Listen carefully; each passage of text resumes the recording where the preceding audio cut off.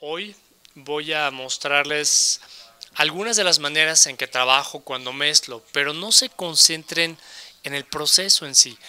Espero que eso se pueda traducir correctamente. El objetivo aquí es, cuando yo decía ayer y antier que la tecnología analógica es una porquería o que suena horrible, lo dije porque en cierto sentido así es, pero eso no significa que cuando utilicemos tecnología analógica el resultado va a ser una porquería. Simplemente significa que la tecnología analógica no es el formato maravilloso que todo el mundo cree que es. Si ustedes trabajan en tecnología analógica o trabajan en el ámbito digital, el formato no va a cambiar el resultado. Y eso es lo importante. Quiero que todos se den cuenta que no se trata de sentarse ahí con su Pro Tools y con su consolita, ya sea este equipo, la serie Aris o un D-Command o la que sea, y digan, ay, si tan solo tuviera una consola analógica con una grabadora de cinta analógica, sería maravilloso. Lo que yo les estoy diciendo a ustedes es que no es así, que eso no cambiaría nada. La música que ustedes produzcan, ya sea en formato digital o en formato analógico, formato digital, va a ser lo que su corazón quiera que sean. Y ese es el mensaje que quiero comunicarles. No se regresen al pasado pensando que eso es lo que les va a ayudar. Hay que avanzar hacia adelante, hay que avanzar hacia el futuro. Vamos por un camino nuevo y les prometo que si ustedes avanzan por el camino digital, no van a estar insatisfechos, no van a estar descontentos por varias razones, varias de las cuales vamos a mencionar ahora. Y la menos importante de las cuales no es que para llegar aquí con lo que tenemos, que son que 30,000, 20,000, 15,000, no sé cuánto vale. Esto es con una consolota y todo. Esto costaría $500,000 en el mundo analógico. Lo que estamos haciendo aquí es como 1% de lo que les habría costado lograr lo mismo en el mundo analógico, y además, confíen en mí, no se habría podido hacer. Lo que quiero hacer entonces el día de hoy es llevarles en un proceso paso a paso de cómo preparo yo una mezcla, cuáles son las cosas importantes para mí a la hora de mezclar, qué es lo que busco. Tengo aquí un artista que se me acercó hace 3 o 4 meses, me pidió que le mezclara esta canción. Es una artista muy buena, la escuché y me dijo está padrísimo. Le dije me gustó mucho, y algunas de las cosas que hago en la casa no las vamos a hacer aquí porque implican algunos plugins y otras cosas que no tenemos aquí, pero el concepto va a ser el mismo. Y ahora, si abrimos esa sesión oprimiendo la tecla Shift, lo que vamos a tener idealmente es mi sesión pero sin los plugins. Básicamente lo que quiero mostrarles es que lo primerito que hago cuando mezclo es que subo todos los faders. Los pongo, los despliego. No tiene caso empezar a trabajar en un instrumento si no tenemos una idea de cómo es la canción. Hay un dicho muy famoso de Frank Sinatra. Él decía que nadie sale silbando de la tienda la parte de la batería, a menos que sea instrumental. Pero la voz es donde vive o muere la canción. Desde mi punto de vista, la mayor parte de la emoción en un track vocal va a provenir del vocalista y de la ejecución de la voz. Entonces lo primero que busco yo es la voz. Vamos a empezar aquí. Tengo aquí, nada más para que sepan, esto es lo que yo escogí, y tengo la opción de trabajar en cualquier cosa. Escogí un D-Command y Pro Tools 10 como, como sistema de mezclado. La única diferencia es que allá tengo 24 faders en el D-Command y estoy corriendo Pro Tools Native en vez del HDX10. Pero en cualquier caso, esto es lo que yo utilizo para mezclar. Tengo 3 estudios, que bueno, era propietario de 3 estudios. Todas las consolas en esos estudios son mías. Cualquiera de ellos podría haber llegado a... Una es una SLJ, otra una MIV, es una NIV BX, BR o BX, y la otra es una Euphonic System 5 que me encanta, pero esto hace exactamente lo mismo que hace el System 5, especialmente ahora con Pro Tools 10, pero bueno, ya me estoy adelantando. Lo primero que hago a la hora de preparar una sesión es que agrupo todo conforme a los faders, al fader maestro. ¿Por qué lo hago? Esta consola tiene una característica muy interesante.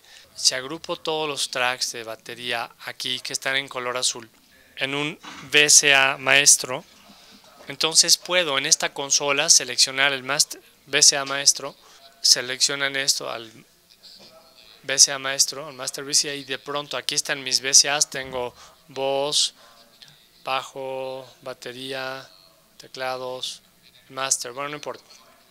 Entonces si voy al VCA del master y selecciono todos los tracks que tengo aquí enfrente, corresponden a la batería.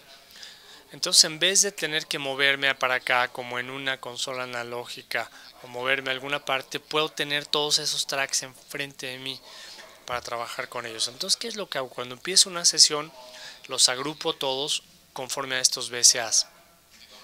Entonces tengo ya toda la sesión, ya está aquí frente a mí en 7 u 8 VCAs, dependiendo de cuántos instrumentos haya. Entonces ahora voy a User Preview, voy a configurar el modo para no cambiar las cosas. Entonces voy a que BM, básicamente lo que haría cuando me llega un track, empiezo a escuchar el track. Ese es el track terminado. Entonces ya lo escuché, ya me di cuenta que los coros están muy bonitos, son importantes, y empiezo a pensar, los quiero poner detrás de la vocalista o los quiero repartir más hacia los lados. Empiezo a tomar decisiones, quiero que la batería también esté repartida, distribuida, o quiero que esté exactamente detrás de la vocalista. Lo mismo con la guitarra, el teclado. ¿La guitarra es más importante? ¿Será ese el punto focal de la canción o serán los teclados? ¿O será el piano el que debe estar en el primer plano? Después, una vez que empiezo yo a decidir ese tipo de cosas, empiezo a agregar mis plugins a la sesión. También, para que sepan, mientras esto se carga, es muy importante tener otra música. Mientras estamos mezclando, es bueno tener otra música que está llegando de otros venues. Es importante asegurarse que en donde estén ustedes mezclando, alguien tenga el radio puesto, tenga la tele puesta en el salón contiguo o algo. Es importante tener ese ruido ahí de fondo. Vamos a empezar con un plugin muy interesante y les voy a decir por qué es uno de mis favoritos. En 1995 tomé una decisión muy consciente de empezar a mezclar con tecnología digital. Hasta ese momento había estado grabando digital, pero había estado mezclando en una SSL, una consola SSL o una NIV en mis estudios. Cuando terminaba de mezclar mis discos, me gustaba oírlos. Un mes o 2 meses después ponía el disco en la tornamesa y simplemente a oírlo. Me gustaba mucho sentarme a escuchar lo que hacía, para recordar un poco cómo había sido la sesión y todo. Le dije, pero desde los CDs ya no lo hago. Y Alan me dijo, ¿sabes qué? A mí me pasa lo mismo. En ese entonces los dos decidimos que probablemente la razón era que estábamos mezclando en cinta analógica, estábamos pasando por una consola analógica, estábamos tomando todo ese sonido analógico, se lo estábamos dando a un ingeniero encargado de la masterización y le decíamos, ahora sí, pues conviértelo a digital. Y estaba yo hablando de la diferencia entre analógico y digital. El analógico suena bien por sí solo, pero cuando lo convertimos a digital, definitivamente cambia. Esto es indudable. Por eso me gusta hacer la conversión muy temprano en el proceso y no al final del proceso. Pero en ese entonces yo estaba convirtiendo a digital al final del proceso, porque para entonces los discos de vinil ya no se vendían tanto y todo el mundo estaba sacando la música en CDs de 16 bits. Entonces pensé, bueno, si estoy mezclando en una consola analógica con cinta de media pulgada y de repente voy al masterizado y me doy cuenta que ya no me suena bien, probablemente se deba a que estoy convirtiendo a digital demasiado tarde en el proceso. A la hora de convertir a digital, esto va a cambiar lo que estoy haciendo. Entonces, si esta conversión a digital va a cambiar la manera en que suena la canción, en que suena la mezcla, ¿por qué no hacer la conversión más temprano en el proceso? Y así, sea lo que sea que hace digital que no me gusta, va a disminuir. Entonces empecé a hacer la conversión a digital y dije, bueno, vamos a empezar a mezclar a digital desde la consola. Entonces empecé a buscar una consola digital y encontré una consola digital, una Capricorn, una Neve Capricorn. A partir de ahí empecé a mezclar todos mis discos, los grababa en una 3348 digital, multitrack. Después la pasaba a la Neve Capricorn, la mezclaba digitalmente y después hacía la masterización. Y así no tenía que meterle manos pues a la masterización, porque si la señal digital, por ejemplo, si la voz necesitaba un poquito más de calidez después de la conversión digital, se la podía agregar. Ahora sí lo podía oír, ya no me estaba esperando hasta el mero final del proceso, a donde ya no tenía yo ningún control, sino que lo estaba haciendo a la hora que estaba mezclando. Si me sonaba un tanto seco, entonces le agregaba un poco más de reverb, de reverberación. Entonces así fue cuando empecé a hacer todo el mezclado en forma digital. Esto fue en 1995. La siguiente fase en mi carrera digital fue en 1997. Tuve la oportunidad de trabajar con James Taylor. Le hice un disco que se llama Hourglass.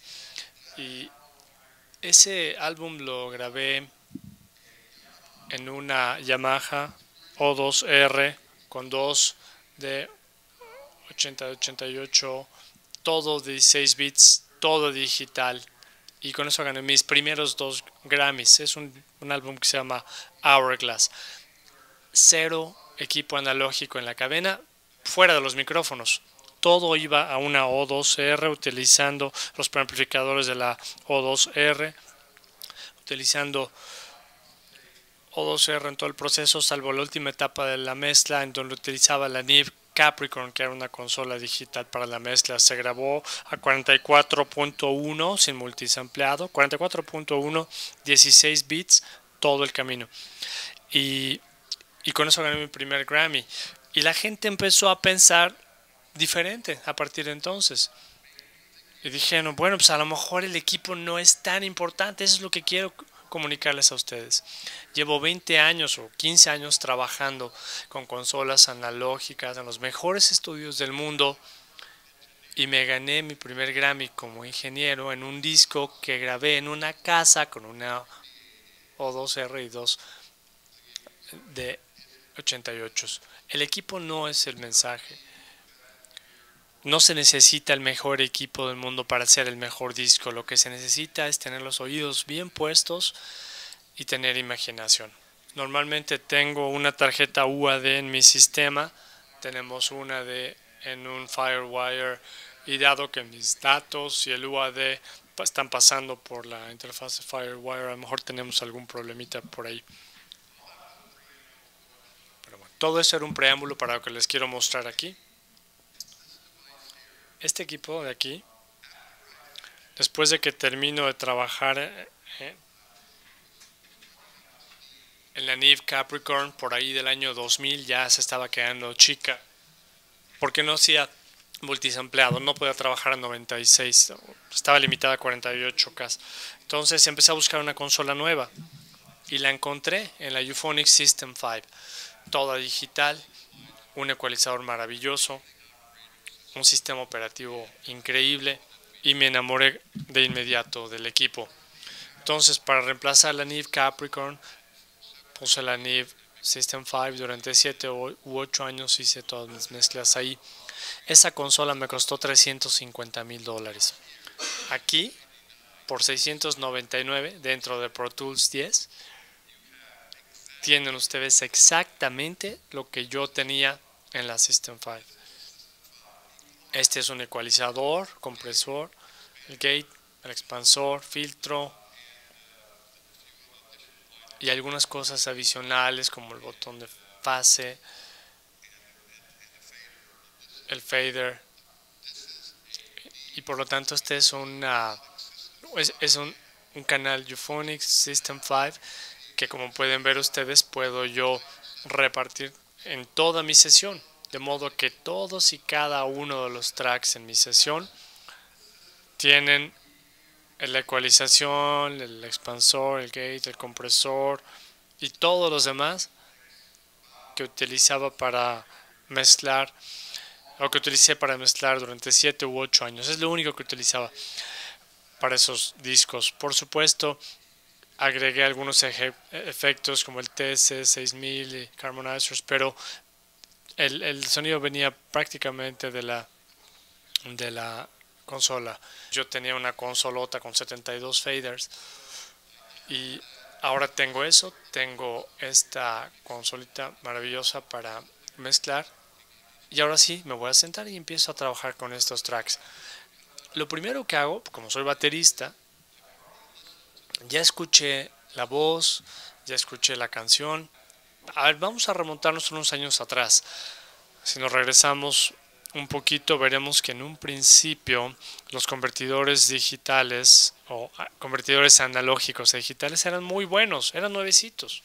Desde las primeras grabaciones analógicas, que fueron por ahí 1850, 1860 hasta los 1900, la década de 1950, las cosas sonaban horrible. Ustedes saben cómo sonaban esos gramófonos y los discos de 78 revoluciones sonaban horrible. Durante 100 años la música sonó horrible. La tecnología digital tiene apenas 20 años y, sin embargo, en los primeros 2 años todo el mundo quería que sonara maravilloso. Pues al igual que pasó con la tecnología analógica, nos tardamos un tiempo en aprender qué era lo importante, qué es lo que hacía que funcionara y qué es lo que no funcionaba en la tecnología digital. Entonces, cuando empezamos a convertir señales analógicas a digitales, mucha gente que estaba acostumbrada a oír cómo sonaba la cinta, convertía en la digital. A mí nunca me gustó eso, les voy a decir por qué. Yo soy baterista, ese fue mi instrumento musical principal, yo tocaba la batería. Una de las cosas que siempre odié en la época analógica, porque nunca me gustó la tecnología analógica, incluso en ese entonces, una de las cosas que me chocaba era que el, el, el, el bombo, ese golpe, el ataque inicial o de la caja también a la hora de golpear, siempre se aplanaba cuando se grababa en cinta. Yo trabajé con grupos musicales como Kiss, Foreigner y otros. Ellos estaban, bueno, dándole durísimo a la batería y yo escuchaba, yo la oía cómo llegaba la señal a la consola, sonaba grande, sonaba poderosa, sonaba fuerte, me pegaba durísimo en la cara, y después cuando la reproducía de la cinta, cuando el grupo entraba a oír lo que se había grabado y decía, está padrísimo, oílo, y reproducía yo la cinta, todo ese poder, toda esa potencia que yo había escuchado cuando estaba grabando en la cinta, no salía de la cinta a la hora de reproducir, porque la cinta tiene muchas limitantes. A algunas de las personas les gusta escuchar esas limitantes, pero a mí no. Yo quería oír toda esa potencia de la batería. Lo que pasó fue entonces que llegó la tecnología digital. Y la cuestión es la siguiente: la tecnología analógica es muy mala para esos transitorios iniciales. No comunica ese primer ataque, pero la tecnología analógica es muy buena para conservar los armónicos. Es lo que llamamos todo ese ambiente. Después llegó la tecnología digital. La tecnología digital es fantástica, parece impacto inicial, pero no lo hace tan bien esos armónicos de alto orden. Ahora sí lo es, pero en ese entonces no, porque los convertidores de aquella época no eran tan buenos. Entonces los armónicos se perdían. Entonces pensemos un momento: la tecnología analógica recorta el impacto inicial, pero maneja bien los armónicos. La tecnología digital maneja muy bien el impacto inicial, pero no maneja tan bien los armónicos. Entonces yo grababa baterías en cinta analógica en donde estaba yo cortando el impacto inicial, la potencia inicial, pero preservaba los armónicos. Después tomaba eso y le ponía una cinta digital que no manejaba bien el impacto inicial. La tecnología digital recortaba los armónicos, entonces me quedaba con lo peor de los dos mundos, ¿no? Entonces eso para mí nunca funcionó. Nunca le vi la lógica, no entendía por qué la gente lo hacía, la gente lo hacía, lo hace, y no estoy menospreciando a nadie, ¿no? Porque cualquier cosa que les diga yo el día de hoy, alguien ha grabado algún disco, ha producido un disco que sonaba maravilloso, que es exactamente lo contrario de lo que yo dije. Y eso es indudable. Entonces lo que les estoy diciendo es, eh, llévense la idea de que les estoy dando yo información, pero tienen que digerirla. Lo que estoy tratando de comunicarles es, no dejen que los prejuicios o los sesgos les ganen, ¿no? No sé, no porque si un artista dice, es que si no trabajas analógico no va a tener emociones, son jaladas, no, así de fácil.